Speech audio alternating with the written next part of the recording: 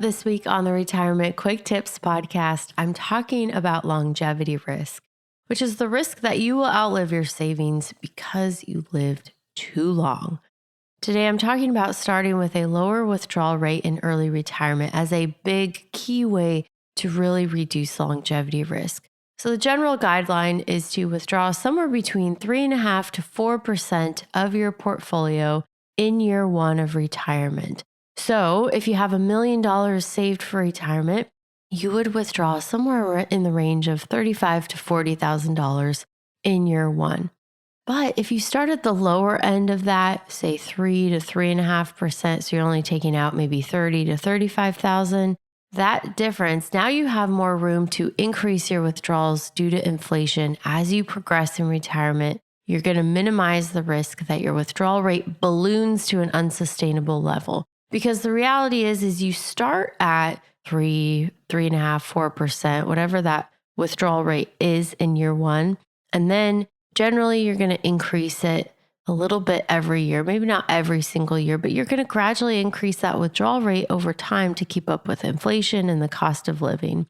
So if you start higher over a 30-year time period, you're going to need to ramp that up even more. Whereas if you start lower, you have more breathing room, and that glide path of increasing your withdrawal rate is much, much lower because you started lower. It's not going to creep up and balloon as much.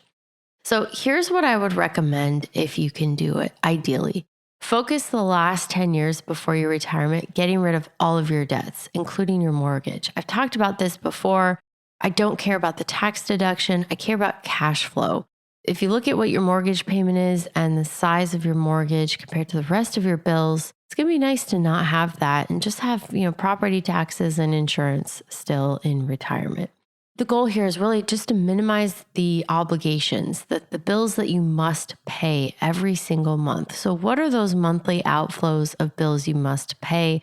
If any of those are debt related, we want to wipe those out, get rid of them before retirement. This may also include moving to downsize because you're trying to keep your property taxes lower too. And then 2 to 3 years before retirement, hopefully if your mortgage is now paid off, then you have more cash flow. And I would use that cash flow not to take some fun trips or to do anything like big major remodels or buy a new car. I mean, you might need to do some of those things. We need to put a new roof on our house. That's probably going to happen this year. But if your mortgage is paid off, you have a couple of years left before retirement. We want to build up cash reserves.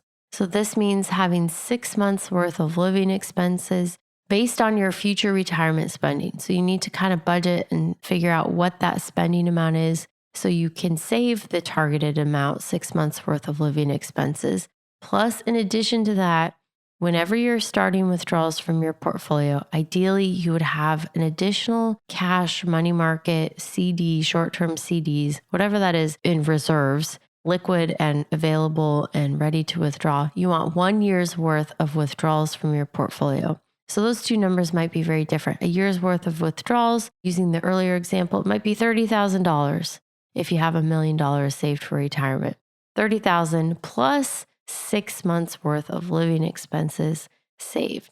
And there's lots of reasons for this, but primarily it's to ensure that you have that money for emergencies, but also you could stop your withdrawals in a major downturn in the stock market. Your portfolio loses its value. That will save you in terms of longevity risk, making sure your money can last. And all that time, while you're preparing, getting rid of your debt, building up your cash reserves, you're still pumping money into your retirement and investment accounts. So those are hopefully continuing to grow. And if you do all of these things, you're going to be more likely to be able to stay on the low end of that withdrawal range in retirement because you don't have a mortgage. You have lots of cash for little things here and there. And so we want to keep that withdrawal rate low.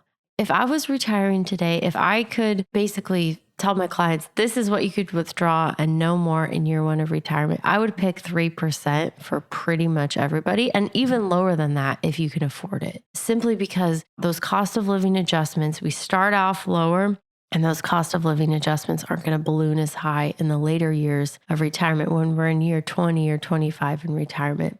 The catch is most people won't enter retirement with a paid off house, lots of cash savings for emergencies in the bank, and a portfolio large enough to withdraw 2-3% in the first year of retirement. So you really have to prioritize saving over spending to get there and do that for a long time leading up to retirement. All right, that's it for today. Thank you so much for listening. My name is Ashley Michike, and this is the Retirement Quick Tips Podcast.